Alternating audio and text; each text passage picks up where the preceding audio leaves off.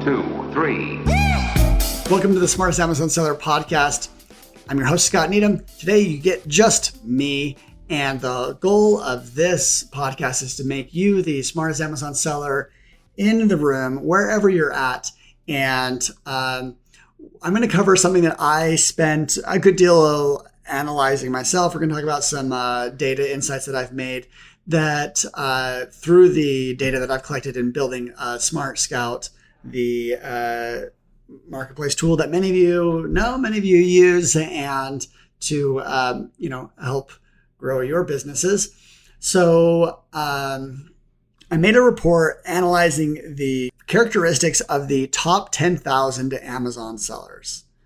You know, what it takes to be included in this group, and what they're doing on Amazon.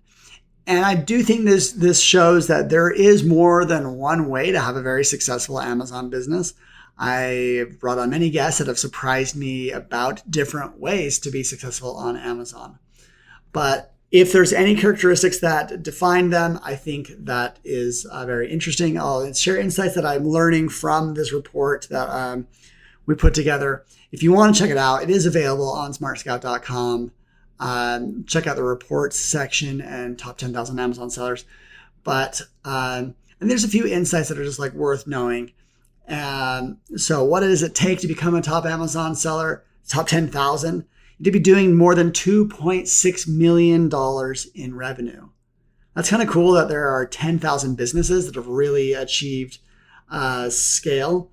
And now most of these sellers are based in the US, though there is a growing contingent of top Amazon sellers in China.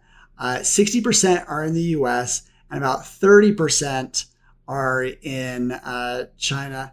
And that leaves about 8 to 10% that are in all the other countries. And then I kept track of, there's a little chart here that shows their feedback, like which ones are growing the fastest right now. So of the top 10,000 Amazon sellers, who's growing the fastest month over month?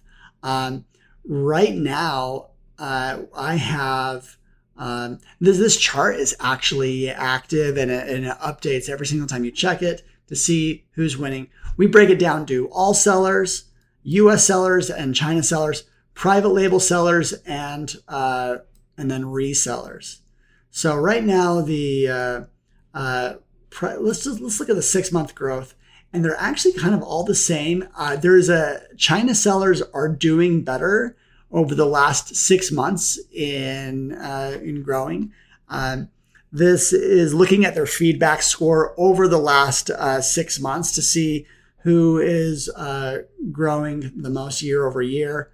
And I did see a report that it looks like right now, and this confirms that right now that China sellers are actually, they're decreasing in market share. So it looks like they are beating the US sellers year over year. The last month, they're actually getting hit hard. US sellers were 16% month over month, and China sellers were 9% month over month. So that could be due to some of the suspensions that have been rolled out. So looks like China was growing, but right now they're slowing down. And so you could come to this report anytime to kind of get an idea who's doing better. Year over year, resellers are actually on par with private label. But over the last month, private label is doing better. How to identify private label? That is looking at sellers that are selling across a small set of brands. So this is like 1, 2, maybe 3. Whereas resellers, they tend to sell on many brands. So that's the way that in Smart Scout we tease out which is which. Now, what's very interesting is to see what is the makeup of a Chinese seller versus a US seller. So across US, we have about 6,000 sellers that are in the US and that are in the top 10,000. And more than half of those actually are resellers. The US really dominates in reselling. And this is like whether it's wholesale or online arbitrage, there are many of them that are selling on many brands. And then whereas China, and in the US, there are a lot of private label. There's 2,300 that we point out US top private label sellers. Now, China is almost exclusively private label. I have about 200 China resellers. Our data identifies them as likely, selling on more than 5 brands. They could be private label, but I'm just doing my best to tease out what is interesting. Now, but China is actually passing up the US in number of private label sellers. So that's where, as we just look at the data, I could tell a different story if I could, but that's what the data is saying right now. So now, what are the most popular categories? I think I don't even show this. I don't show this in the report.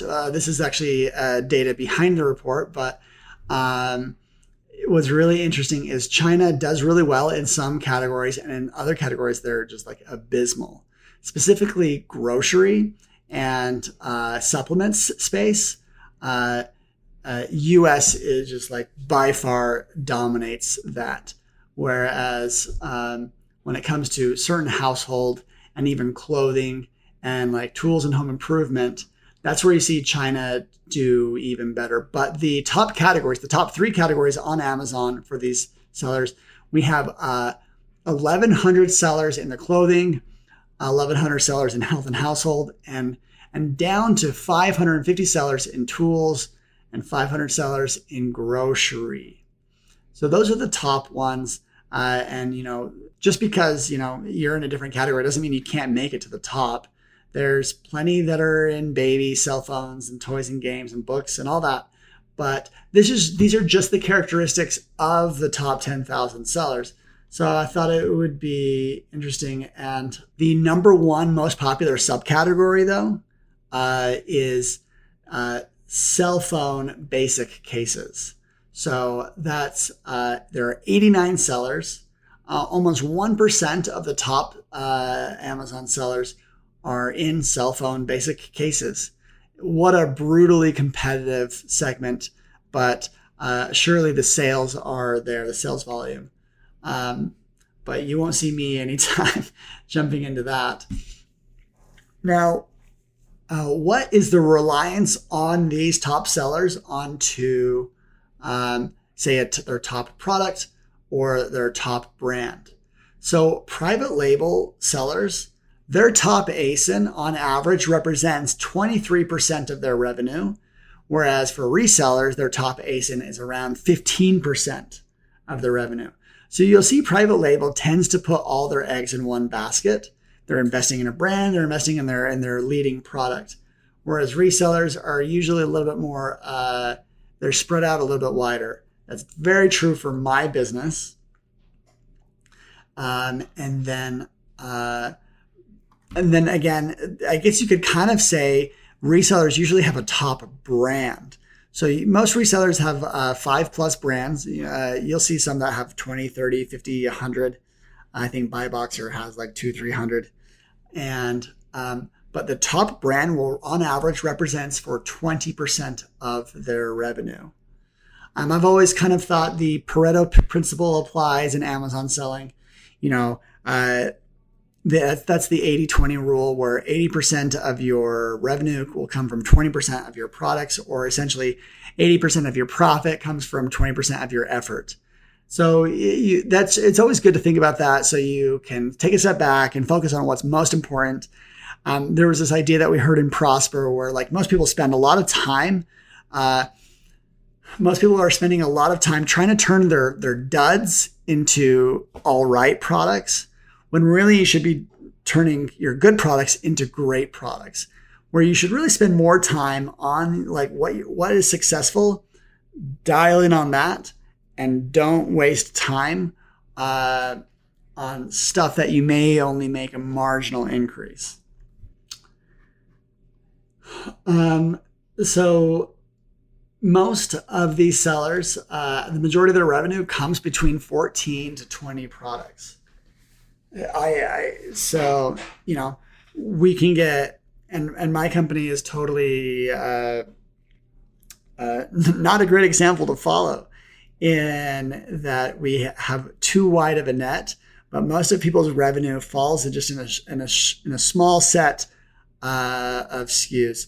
So if there's one thing to take away, it is that Pareto principle of, laser in on what is most important and what's working, and see if you can 2x or 3x that. That's going to be a lot easier than spending your time on wide and long tail stuff. So that's all I've got for today. Just wanted to talk about this report. If you want to see more and you want to read it, you can check it out. If not, hopefully you found this illuminating, and that's it. So take care, everyone. 1, 2, 3.